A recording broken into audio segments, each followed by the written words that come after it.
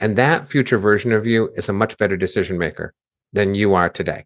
If I was only making decisions today based upon what I want, I'd play golf, I'd eat cheeseburgers, I'd wrestle my son, I'd try to convince my daughter to come out of her room, and all those things would be fine. But I would ultimately fail to achieve the other goals I have, which is to like write a book and all the things I want to do. So if you keep remembering that there's a future version of yourself, and if you look to that future version of yourself, and if you have a physical reminder of it, it's really useful. If you look at that version of you, the Titanic old lady, and you say, how should I spend this day? That future version of you has the right answer always. And so be thinking about that person. I think about that person constantly, but I'm aware that that's a habit that I built over time. You need to build the habit too. And you can do that by finding that future version and pasting it all over your life to remind yourself that someone else in your future wants you to spend your day wisely. And that version, that's you. That's just an older version of you and a wiser version of you. That'll help, I think, a lot. You're listening to the Real Business Connections Network. Real Business Connections Network. Powered by Balbert Marketing, LLC. Subscribe now and check us out at realbusinessconnections.com. Enjoy the show.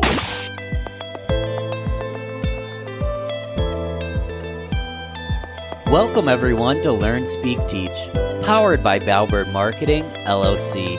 If you love to learn, be inspired, and succeed, we're here to speak and teach. I'm your host, Ben Albert.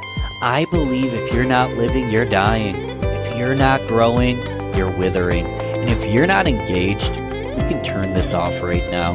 Because we here at LST are lifelong learners. And listen, I'm not your guru. I'm an ordinary guy on a journey to learn from the experts. My goal is to host each conversation with a beginner's mindset. Learn and let the experts speak and teach their truths. Join us! Oh yeah, and don't forget to subscribe. This episode is brought to you completely free. Get some stake in the game here. My fee for the show only takes a few moments. If you gain value from the episode, personally share with a friend and explain your favorite part. Bonus points. Please leave us a review on Apple, Google Podcasts, or anywhere you listen to the show. All right, let's get started. Welcome everyone once again to Learn, Speak, Teach on the Real Business Connections Network. I'm here today for a second time with Matthew Dix. Matt, how are you today? What's happening? I'm great. How are you doing today? Doing fantastic. I'm excited to spend the evening with you. If anyone hasn't, they missed, it was like 2 episodes ago, I replayed my first conversation with Matthew Dix. So if you want to start there, you can. We kind of get more into his story and background and homework for life and a million things. I asked him back on the show because Matthew, if you don't know yet, is an internationally recognized award-winning, record-holding, I'm losing my voice, I'm so excited, record-holding storyteller and novelist, one of the best storytellers in the world, hands down, pretty darn prolific writer, countless best-selling books and novels. He was episode 4 of Learn, Speak, Teach, so that's in the show notes, and it's a couple back in the queue here, and I wanted him to come back not just because he's awesome in one of our most popular episodes, but he recently put out a book, Someday is Today, 22 Simple, Actionable Ways to Propel Your Creative Life. And I was compelled to ask him to come back because it was a fascinating read and we can dive deep. So that's my long-winded way of saying welcome back and blessed to have you here today, man. I am honored to be here. Thank you so much. Why'd you write the book? Well, it was the question I would get asked the most. I'd be at a book event or, I tell some stories and then take some questions.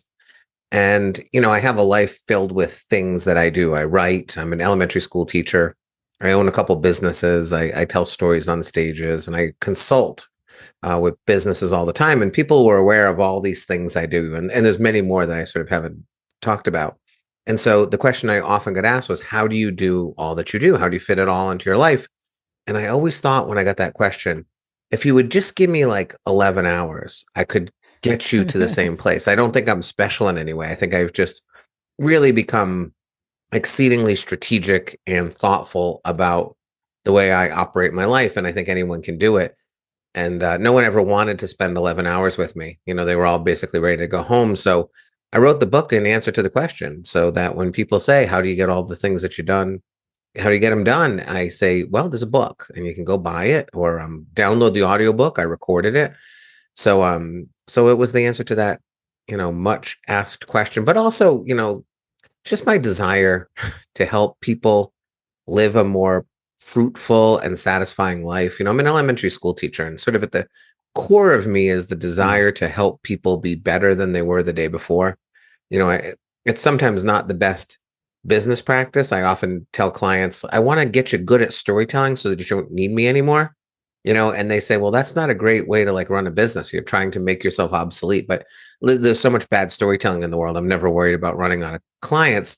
In this regard, I don't have to worry at all, because I just want I want everyone honestly to get to the end of their life and feel really happy about the life they've led. And I get so frustrated when I see people dithering away their time like it's meaningless. So I'm trying to fix a little bit of that in the process too. Yeah, I mean, we're all given, there's no guarantee how long we get, but we all get the same amount of minutes and seconds in the day. And this book really taught me how to be more efficient in that time, so I can do things like be creative and spend time with my hobbies and with the people I love. The one thing that actually shot my ego, and I want your opinion on this, and this is going to make me sound silly, but BJ's gas station's about a 3-minute detour when I'm going down the main road to the city. So it's not uncommon that I'll take that 3-minute detour to BJ's gas station. I'm going to clear my throat a lot today, guys. I apologize. The lentil soup. I'll take that 3-minute detour to BJ's gas station, and I know that I'll save, somewhere between 25 and 40 cents on gas. In addition to that, I get points because I have a BJ's credit card, and I roll up to BJ's gas station, and it's generally approximately 15-minute wait to get gas, because it's so darn popular that there's always a line that you can barely even pull in and wait. So then I wait for 15 minutes, and I justify my wait time that I can sit back and listen to a podcast. What is your opinion on that? Because you kind of challenged that mindset. And what are your thoughts on this BJ's gas station strategy I've put together here? Well, in reading my book, that I see people spend their time to save very little money all the time. I have a neighbor, I think I mentioned in my book, who drives way out of his way to the absolute cheapest gas station in Connecticut. And I pointed out to him, yes, it is 15 cents less than any other gas station. It's pretty remarkable. Your tank holds 10 gallons. So let's calculate how much money you're saving by driving really far out of your way to get the cheap gas and burn some gas in the process. And is your time really worth that? And so in listening to you, the 3 minutes wouldn't kill me, I guess, except it's not 3, it's 6, right? Correct. And it's 6 only on a good day, which means, you hit a traffic light, now it's 8. So we're being generous with 6. And you're justifying the 15 minutes by listening to a podcast, but I think you can just continue to listen to that podcast if you were driving as well. And there's better places to listen to the podcast. So I would say, is a gas station line, which in like the 1970s was the worst place to be, you've now placed yourself into a gas station line to listen to a podcast, when if you avoid all this trouble, you could probably just pull into a park, sit on a bench, look at nature, and listen to your podcast, and do a lot for your brain health at the same time. So I would say I am not in favor of the decision-making process here. I don't think you're not making any money, really. You're making very little money per hour. You're making nothing. You're really devaluing your time on a monetary basis. But I don't think you want to be in a gas station line. I don't think at the end of your life, your 100-year-old version of you is going to be thinking, good job.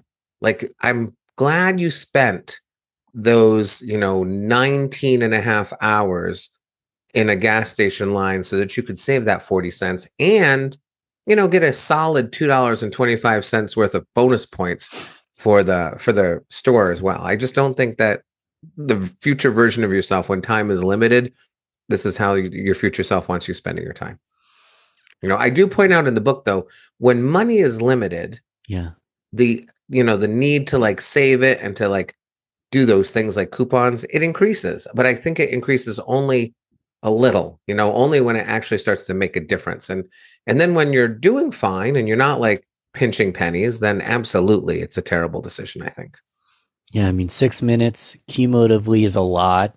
You said Yeah. it could possibly be 8. I added 15 of just waiting in line. Let's just take the 15 minutes aside and just say it's a 6-minute detour. What can you do in 6 minutes? Talk about that compound interest. What would Matthew Dix use his 6 minutes to do? So that's one of my favorite things to tell people to do is to make a list of everything you can do in 10 minutes, but 6 minutes is good too. Because Cool. I think our problem in life is when we have those little bits of time, which our life is filled with, is those little 4, 6, 8, 10-minute increments. We often just go to the easiest thing, which today now is the computer in our pocket that we take out and often makes us feel worse about who we were when we're done with it. Science says that scroll Instagram and it is likely that you will feel worse about yourself when you're done. That's just how it works. So lots of things in 6 minutes. I always tell people that if you're in your house and you have 6 minutes, just find a chore that doesn't even take 6 minutes. Even if the chore takes an hour, cut 6 minutes off of it, so do a little bit of the chores. People are so often completionists. They're like, I'm not going to fold the laundry unless I can fold all of it. And that's insanity, because then instead they open up Twitter on their phone for the 6 minutes and just scroll, when the 6 minutes you're going to save on your laundry will pay off again later on down the road when you don't have to fold all of the laundry.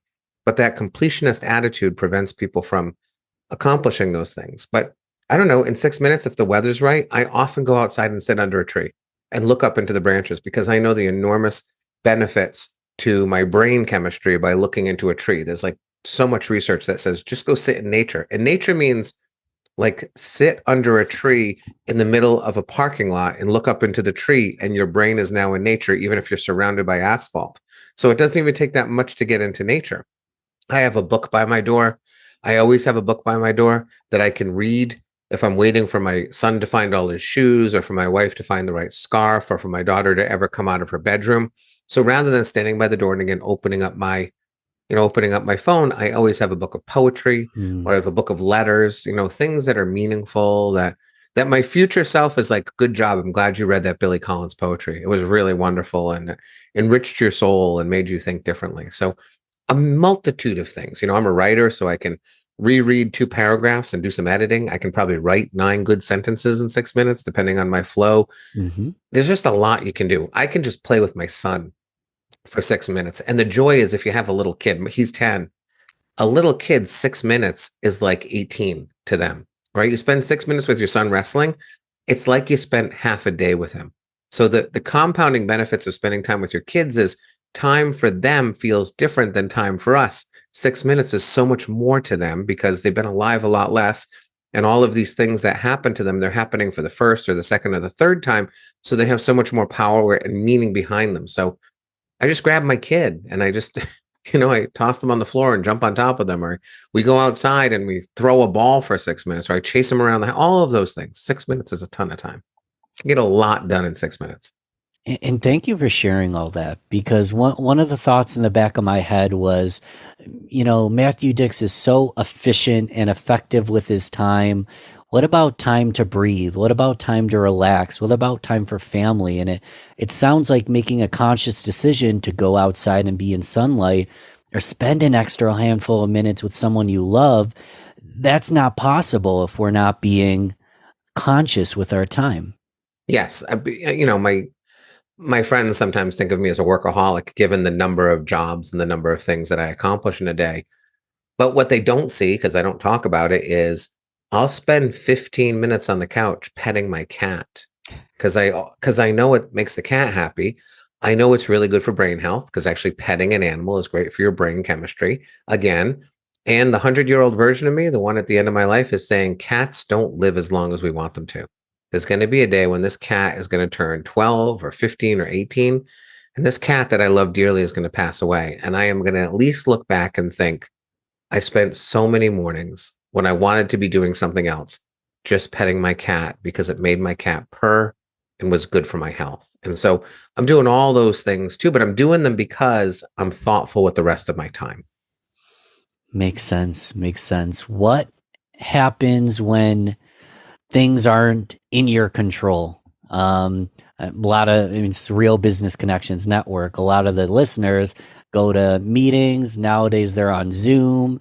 They're all over the place. They're bored. What happens when things are out of control, when you feel like someone's just stealing your time? What do you do in scenarios when someone's just leeching that time from you? Well, there's a bunch of things you can do. Sometimes it's unavoidable. I have to go to a faculty meeting, once a month for my school. And sometimes those meetings contain information that is useful to me, and sometimes they do not. As a teacher, I go to professional development quite a bit. It is rarely professional and almost never developmental, and yet I am required to be there. Okay. But what I do is what my friend Steve used to say. He'd say, I'm going to Matt Dix this meeting. He spent a few years with me before he moved on to a new school, and he sort of figured out how I operate. So I never go to a meeting without something else to do. And because I don't want to be deliberately disrespectful to the person, in the meeting, unless sometimes I deliberately want to be disrespectful. But when I want to not be that way, when I want to appear engaged, I'll just make sure I have tasks that look like I'm engaged in what they're doing when I'm ultimately not. I wrote an entire novel. My fifth novel is a book written entirely in lists. And that novel was written in a lot of professional development and faculty meetings, meaning I was sitting there appearing to take notes, appearing to be respectful and thoughtful. And really, I was writing lists that would eventually combine into a novel. Now, that's one way to sort of spend your time, but it is not uncommon for me to bring papers that I need to correct to a meeting, or, I need to invoice clients. And invoicing clients is sort of like mindless work that I can do even while kind of listening to what's being said. When I'm watching a basketball game, I watch a lot of Celtics basketball games. And again, I'm sort of thoughtful about that too. I sort of land in the middle of the third quarter and then watch through the fourth, because I don't need to watch the first half very often. But oftentimes when I'm sitting there, if I'm not sitting with my son and talking to him about the basketball game, but I'm alone, that's when I'm doing things like, well, I can invoice some clients. I can fold some laundry while I'm watching the basketball game. These are simple things that I can do that help pay off later on when my son's not in bed or when my daughter is available to hang out with me. So, it's the idea that we have to look at what we have to do, what we're required to do, what someone's sucking away from us. And if we do have to be there, try to find a way to be productive while you're there. It's good for your soul too. There's nothing better than feeling like everyone around me is sort of withering on the vine, but I am flourishing. Like I really do believe in that idea that if you're feeling like you're doing better than people around you, that's a great feeling, and it causes you to want to continue to do that. Now, I would like to pull everyone along with me, but a lot of them do not want to come along with me right now. So I'm going to continue to surge forward and hope that maybe they get picked up in my wake. So I'm wondering, because I'm going to want to Matt Dix things and be productive in times where I feel like, again, I'm sucked into something that maybe isn't the best use of my time. This is going to be a two-part question, two kind of separate questions. Have you ever been caught? And when you get caught, what do you say? And then the second part of the question is, in your class, I'm sure some of the students are not always completely interested. I'm wondering if you've ever caught them and what they say. So if I've got a child, what's the best way to get out of it? And if I'm an adult, what's the best way to get out of it? Well, I've been caught. I've certainly been like, someone walks by and says, what are you doing? It turns out that most things in life are not actually trouble. So, if someone walks by, if my boss walks by and sees that I'm, writing lists that are utterly unrelated to the meeting, and he says, what are you doing? I would say always, I'm writing lists that are entertaining me. And if he says, could you not? I would say, sure, you're my boss and I'm not going to be insubordinate, so I will put it away today. And I always add the word today. Right? You heard that word at the end there. Oh yeah. One of my students picked up on that. I take my students every year to this like park right adjacent to my school, but it's off grounds and I should not do it. But there's this little water feature and I let the kids run through the water. And my principal found out a couple of years ago that I was doing it. And he said, you can't do that. And I said, I will not bring my class to the water park this year. I promise. And this girl, Alexa, goes, this year. I heard it. And I was like, that is correct, Alexa. This year, I will not do it. So there's not a lot of trouble in the world, like when you do something wrong, you just say, yeah, I did that wrong. And I'm sorry. From reading my book, one of my favorite strategies is that I'm not going to do it and let's see what happens strategy. I'm actually involved in one of them right now at school in my job. I was supposed to fill out a report and put it into some Google Drive. And I'm pretty convinced no one ever looks at it. And so I just decided I'm not going to do it. And let's see what happens. And if someone needs the report, they're going to send me an email and say, Matt, you didn't do the report. And I'm going to say, oh my gosh, I'm so sorry that I didn't do the report. I will do it right away and I will never forget to do it again. And that's the end of it. No one remembers, no one cares. It gets done. They have what they need. And then I move on with life. And that's how so many of the pointless and needless things in our lives can be eliminated just by saying, let me see what happens if I don't do it. And if I do get in trouble, it's not real trouble. It really is just someone correcting your behavior and you agree to correct your behavior. And then everyone moves forward and life goes on. For my students, it depends. I mean, I let my kids have a little bit of leniency. If I see them doing something that's not on task, but seems productive, sometimes I don't say a word. I'm like, he's supposed to be doing his math problems right now, but he can't put that story away that he's working on. Right. Or sometimes a kid will be reading a book while I'm teaching. And I have that battle between, do I tell the kid to stop reading? Right. Because he's reading, I am teaching a new concept he needs to learn, but he's reading. And so I try to balance it and I try to afford them a little bit of liberty. But when I need them to be paying attention, I always point out that the thing I'm doing right now is important. And if you don't learn it now, it's going to create a problem for you in the future. So even though you want to do this instead, because 3 weeks from now, you don't want to be stuck being the one kid who doesn't know how to do this thing because everything builds on everything, just like in life. So I point that out to them. I'm always trying to play the long game with them. I'm always trying to point out that the work we're doing today is going to make tomorrow easier. So that's what I sort of do with the students. So powerful. Play the long game for yourself, for your family, for anyone in life. Like you're serving as a great role model, and obviously you're a role model to these kids. What have they taught you? Teaching elementary school kids, they can be a role model to you. Is there anything specific in the efficiency and just being present and mindful of time? Have your students taught you anything about these kind of things? I think the thing my students have taught me the best is to sort of like believe in myself more than even I do. And I'm an overconfident human being for sure. I am annoyingly confident. I have a long-term client who has asked me to do a workshop on building confidence because she wants to have the confidence I have and I don't know how to do it. I said, I can't bottle it. I was just frustratingly born this way. Perhaps, I've been pondering it forever to try to come up with strategies. But, a few years ago, I had kids who were doing back bends, these girls, these little 10-year-old ladies who could just bend over like a stem, and I watched them and they said, do a back bend. And I was like, there's no way I can do a back bend. I just can't. And this girl, Liv, was like, you could do a back bend. And I said, I really don't think I can, Liv. I've never done one ever. Do you think I can do one now at 47? And she said, you can do a back bend. And they worked with me every time I was out at recess. And in 4 weeks, I was doing back bends. I had someone take a picture of my back bend. I actually had a teacher take a picture, and it was a teacher who said, there's no way you're doing back bends. You're a liar. She took a picture of it. It's on my desktop. It sits on my desktop. And every time I feel like something's going to be challenging to the point that it's going to frustrate me or be impossible, I open up the picture of me doing a back bend with a bunch of girls around me cheering, because it's just that reminder that I can do it. And this week I played soccer with my students, and I'm not a good soccer player. And I play with like two of the girls that are the best soccer players in the state at their age. Wow. The students do amazing things in the soccer game. And I played with them before and I'm miserable. I can't do anything. And this week I scored 3 goals in the game, and there was only 4 goals for my team scored.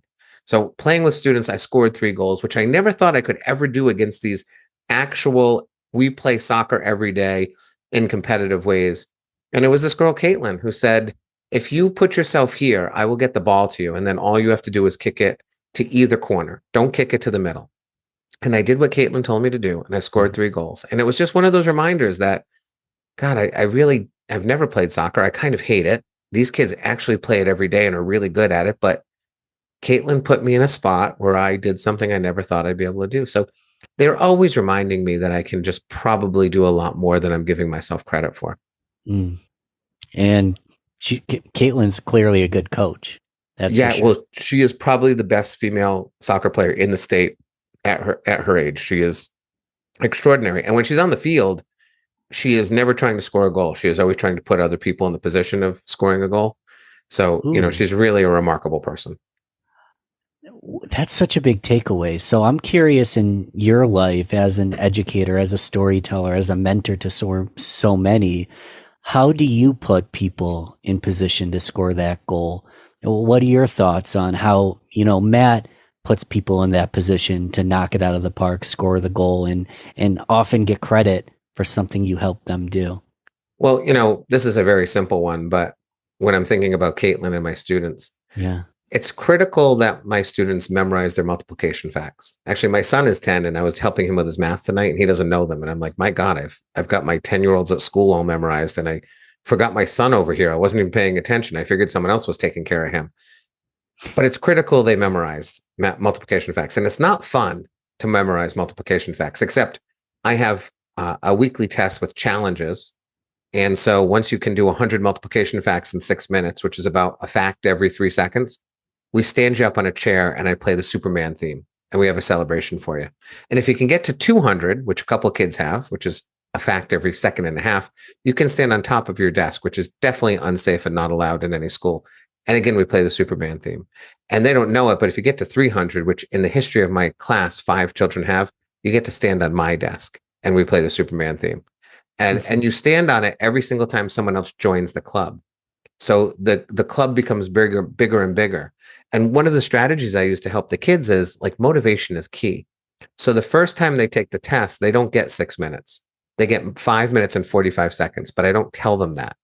I tell them they get 6 minutes. So the first time they have less time and they get their first score.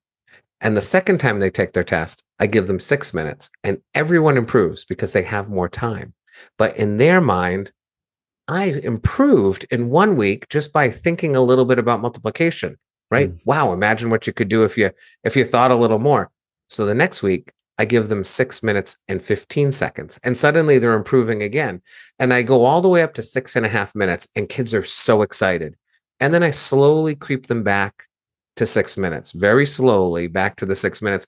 But by then, they're so motivated that they're all studying because they feel like they can do it. So often in life, people don't feel like they can do it, like the back bend, right? I didn't feel I could do it until Liv relentlessly assured me that I'd be able to do it.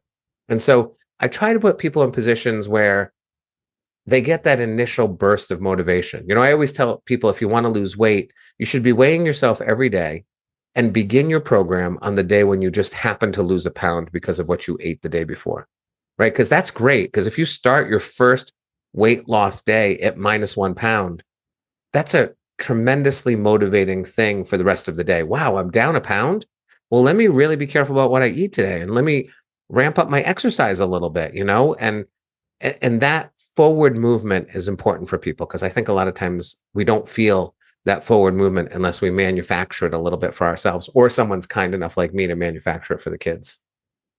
You just did a workshop on confidence. It's Maybe I did. A little incremental wins. Some of it's just perception of circumstance. As a confident gentleman, is there anything that you're very fearful of? Is there anything you're not confident about? Well, I'm terrified of death, which is probably what motivates almost everything I do. As you know, twice in my life, I have stopped breathing and my heart has stopped beating. And I've been revived by CPR. And I also had a gun put to my head and the trigger was pulled several times. And I was certain at that moment that I was going to die. And so, I often say because of those things, I'm afraid of death. But I remember being in 4th grade and calculating what year I would probably live to. So in 4th grade, I was thinking about how terrible death is and how awful it would be to not exist.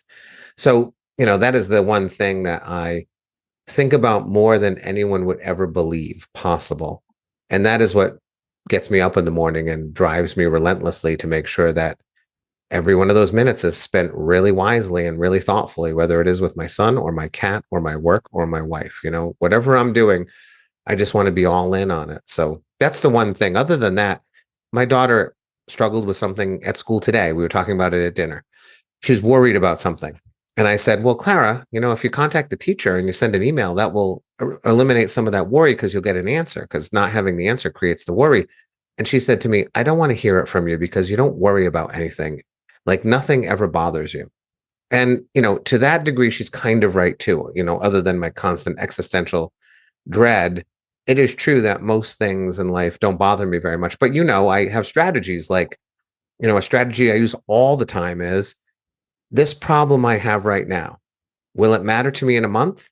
And if the answer is no, I pretend that it is a month from now, right? If this problem isn't going to be a problem a month from now, I'm going to adopt the mindset of a month from now and recognize, oh, this isn't really a thing. This is a 24-hour discomfort, or this is a 48-hour, struggle, but I'm not even going to remember it 6 weeks from now. So why am I going to let it consume my life now when in 6 weeks, I'm not going to remember it at all? So I'm constantly trying to play that mental game with myself. And when you play that game, you discover that most of the things that you worry about and that you're concerned about are irrelevant. And the real ones you can do something about. Those are the ones you tackle, but the little ones you just put aside. Put it aside, irrelevant. It's funny because you have so much optimism and zest for life. And I've read Storyworthy. I've read 22 Someday is Today, 22 Simple Actions. Long tail titles aren't my strong suit. Mine either. But I've read Storyworthy, Someday is Today. I've seen the TED Talk on Homework for Life. I think you have a newer TED Talk out as well. Yeah, there's a few. But the one that pertains to this book, Live Life Like Your 100-Year-Old Self, that's the one that you should listen to if you're reading this book. And I'll link all these things in the show notes, but you're talking to me, so I get it. And you're like, how I almost died and all these things. And like, there's a gun Right. on my head and they pulled and there was no bullet in the chamber. And I thought I was going to, you talk about it as if it's like so casual, and you still have so much optimism and zest for life going through such difficult times, objectively difficult times. Is there something different in the water? Like, where does this, I know you just said it. I want you to elaborate though, because like, where does the zest come from? Because a lot of people would just, I don't know, just get in a ball and want to hide and not speak and not get on stage and be afraid of the next time they might get hurt. And I feel that way sometimes. How do you avoid that trap of getting stuck? And it's a good question. I mean, I've done a lot of work on myself, to help me through these things. If you had seen me the day after the robbery, you would know that like I couldn't move from one room to the other because I was afraid of turning a corner, because if I couldn't see around the corner, I didn't want to go into that room. So it wasn't it wasn't a cakewalk, I guess. In a lot of ways, the things that have happened to me, I've had sort of this unusually unfortunate life at times, but really an extraordinary life overall. When you're homeless, which I was, and arrested and put on trial for a crime I did not commit, which I was, and put in jail for a crime I didn't commit, and robbed at gunpoint, with a trigger pulled, and all those things that have happened to me.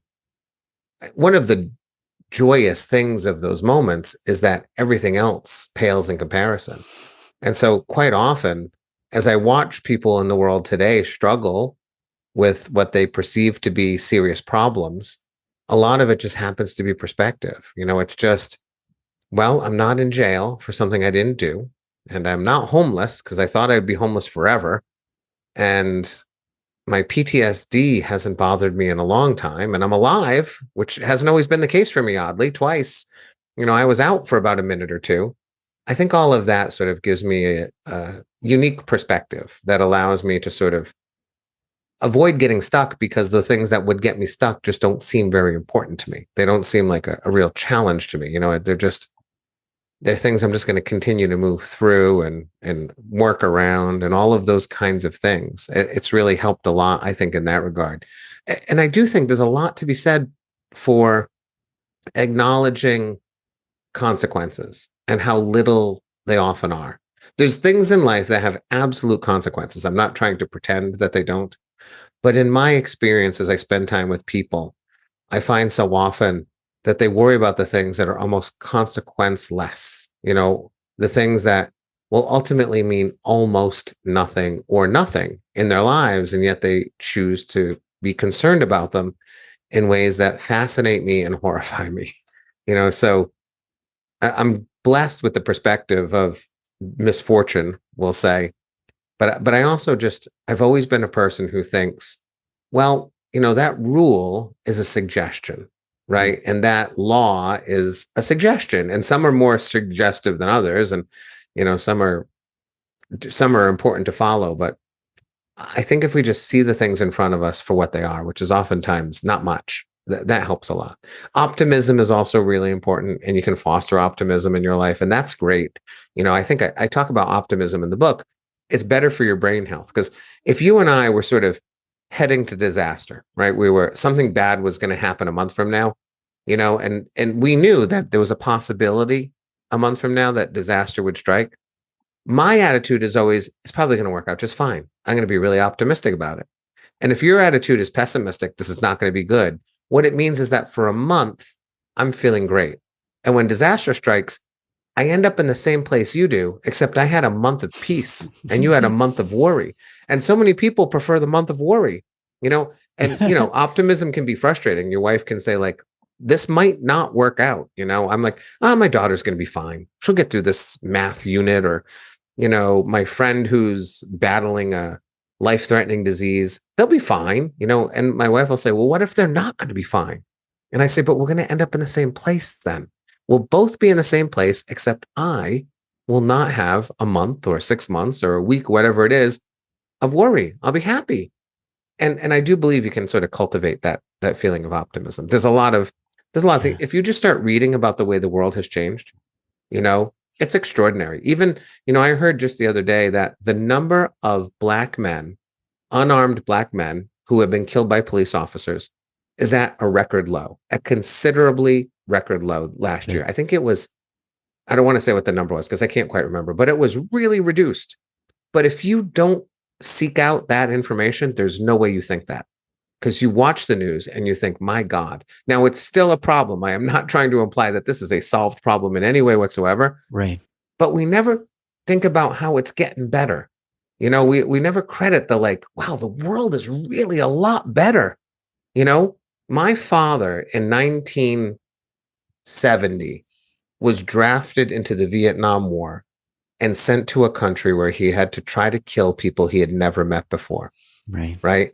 And he came back with PTSD and a difference in his life that is profound and ever changing.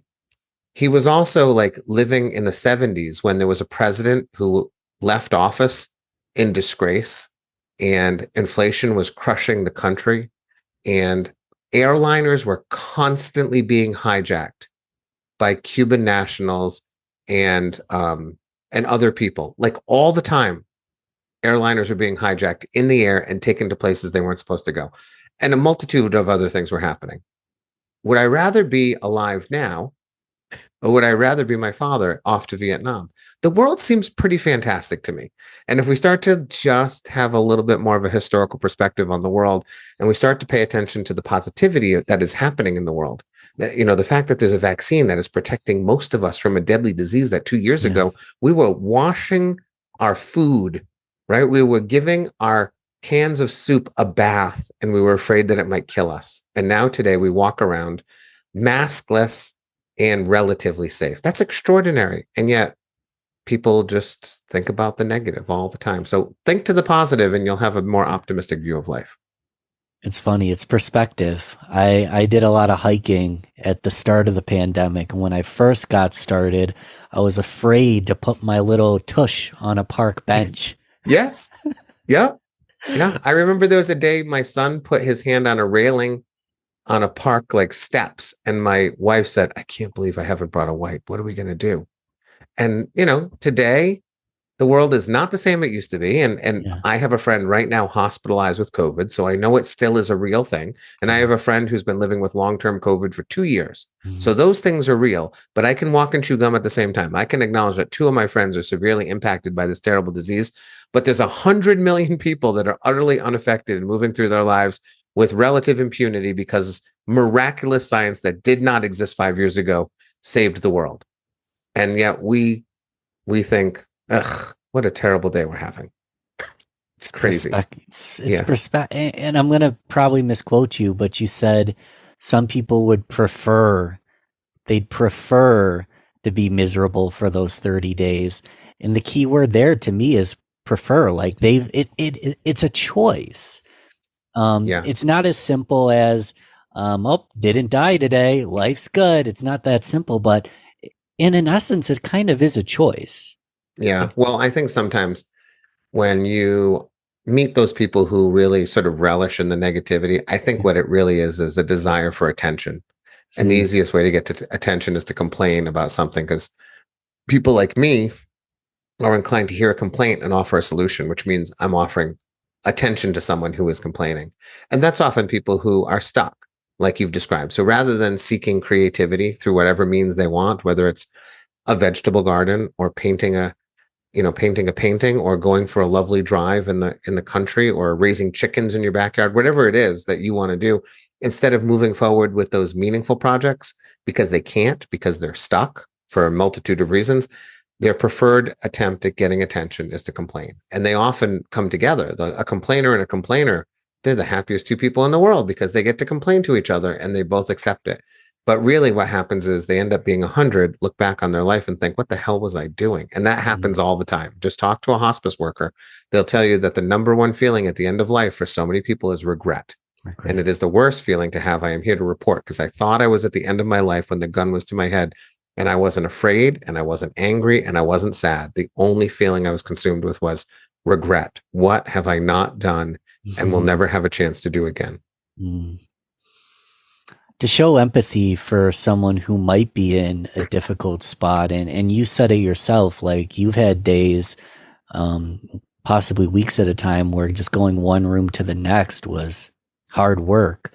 Whether it's writing or creativity, like what creative fun things can we do to help start shifting our perspective and get into a better place? Because it's easy for me and you just to be like, oh, it's all about perspective and yours is bad. No, what can we actually do to start rewriting our life and gain a new perspective and a new zest? Something I've been fond of saying is that happiness is a lot smaller than we often think. Mm. And I believe that to be true. I think oftentimes comparison is a very dangerous thing. And so I was speaking to a client, for example, just recently, and we were talking about setting goals. And she said, I feel terrible, but my goal is to watch every movie on the Criterion channel with my husband and then have conversations about it afterwards. And I'm worried that like sitting on my couch and watching movies is not going to be the best way to spend my time. And I said, that sounds like a perfect way to spend your time. Like, it sounds like you want to engage in art in a meaningful way with another human being and then have meaningful conversations about it and create lasting memories. I think that sounds great. During the pandemic, my son, my wife, and I watched all the Marvel movies in order. And my wife still says to this day, it's one of the most fun things we've ever done, the three of us. My daughter wanted nothing to do with it, but the three of us, it was fantastic. Yeah. And so I think sometimes what happens is we discount how small happiness can be. I have a client who wanted to grow a vegetable garden in her backyard forever, and she didn't do it, which is not really a difficult thing to do. And once I made her understand it's not really a difficult thing to do, the key is to take a small step forward. So for her, it was, I'm going to put stakes out today where the garden will someday be. And she felt so great about that first step. It's staked. I can see where it's going to be. And I said, let's make a list of the next 50 things you have to do, and then just choose the easiest one that day to take another step forward. And so when I'm trying to help people like find optimism and happiness and feel more productive, I first start with the idea of what's your dream? And if it's really small, that's fantastic, because then it's easier to achieve. If you want to write a novel, it's a pain in the ass. I've done it a whole bunch of times. It's not the easiest goal, but again, write a sentence, write another sentence, write a page a day. You'll get a book at the end of the year. But a lot of times it can be a lot smaller than that. And I think that we can look to our smaller dreams and embrace those and honor them as something really valuable. I think that that woman's desire to watch all the movies on the Criterion Channel, I think that's just as valid and valuable as my desire to write the next novel. I think both of our goals have equal value and they should not be compared other than they're being compared as they both bring us happiness. And that's what we're looking for. So don't look to soar to the moon if all you have to do is take a little jump to feel better, because a lot of times those little jumps are easier to get to. Don't look to the moon when all you need to do is take a little jump. And there is science that jumping, putting your head to the sky, brings joy. Yeah. This is pseudoscience. I could be wrong, but what is the posture of someone who's tired and depressed? It's low, it's down, you kind of close your eyes a little bit. So just opening your eyes and looking up will teach your physiology to feel differently in that moment. And just one jump, one look at the sky, 1 6-minute walk can completely reframe what's going to happen in the rest of the day is what I'm learning from this conversation. Right. And it's not pseudoscience because our brains are constantly listening and watching to what we're doing to release the chemicals that are needed. So like science tells you that if you smile, even if you're not happy, your brain thinks you're happy and releases the chemicals that will increase your level of happiness. And so posture plays a role. Oftentimes in sunlight, they say to wear sunglasses because they've discovered that if you're squinting, your body reads that as sadness or anger. So if you're squinting into the sun, your body thinks, oh, we're sad, we're angry. And then it responds chemically to those feelings. And so wearing sunglasses allows you to open your eyes fully.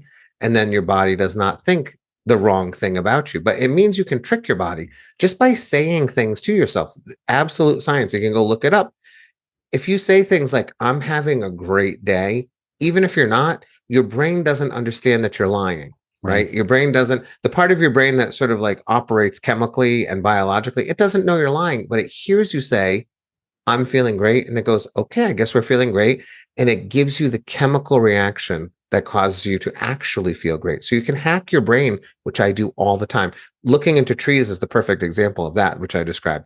Looking into a tree improves your brain chemistry, which is to say it causes your body to release chemicals that make you feel good. Because 100,000 years ago, all we did was look into trees. And even though we don't have as many today, our brains are still wired to feel good in nature because that's where we evolved. And so the more we can do with those little things, but people don't believe in incrementalism. They want a pill that will make them feel instantly better, right? They want a pill that will instantly take away the weight instead of the belief that if I pile up enough tiny things over the course of the day, I'm going to be happy. And that is a real thing. Not for everyone. I understand that there's real struggles with depression and mental illness and all of those things. But for the vast majority of human beings, pile up enough little tiny things and you will be happier at the end of the day. You pile them up, incrementalism, it's gonna happier day, happier life. And thanks for calling out. It's not pseudoscience. I have this thing where I'm self-deprecating when I'm not a scientist and I only partially know what I'm talking about. You're absolutely correct. So thanks for doubling down on that. And this is one thing I wrote down from the book. 1,440 minutes. That's 86,400 seconds per day. Yeah. 86,400 seconds per day. Now, I'm pretty good at multiplication tables, but I'm not going to try to multiply that by the 75 to 100 years I'm going to live. Right. Talk about endless opportunity when you look at how incrementally, how much time we really have. Kind of to close out, I know you ended your book and honestly, I sped read it, so I didn't get through the appendix. And you talked about how the appendix is so darn important because that's where you put all the actionable, like, go implement this, go implement this, go implement this. And I, like you said it in the book, like I didn't want to kill the flow with an implementation step after a story and just have it to, like, for me, it was a very easy read and I appreciate that. Long story short here, give us one of those appendix exercises that we can implement as early as today to just live a more fulfilling life. Well, I would say that you should go watch my TED Talk, Live Life Like Your 100-Year-Old Self. And then what I always tell people to do is imagine that version of your 100-year-old self. I just had a woman email me and say she chose the old lady from Titanic. That was the one. And she printed out a bunch of copies. And then what you do is you figure out what your old version is going to be, whether you draw it, whether you find an old actor or something like that. And you make some copies and you put it around your life. So she has one on her fridge and one in her car and one at work. And you use it as a reminder that there's a future version of you. And that future version of you is a much better decision maker than you are today. If I was only making decisions today based upon what I want, I'd play golf, I'd eat cheeseburgers, I'd wrestle my son, I'd try to convince my daughter to come out of her room, and all those things would be fine. But I would ultimately fail to achieve the other goals I have, which is to like write a book and all the things I want to do. So if you keep remembering that there's a future version of yourself, and if you look to that future version of yourself, and if you have a physical reminder of it, it's really useful.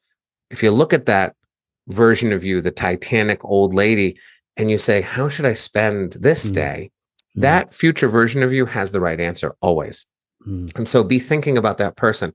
I think about that person constantly, but I'm aware that that's a habit that I built over time. You need to build the habit too. And you can do that by finding that future version and pasting it all over your life to remind yourself that someone else in your future wants you to spend your day wisely. And that version, that's you. That's just an older version of you and a wiser version of you. That'll help, I think, a lot. Powerful. Matthew, I know you have a live training in the matter of minutes, so I'll let you go. And for the I forgot about it. You're right.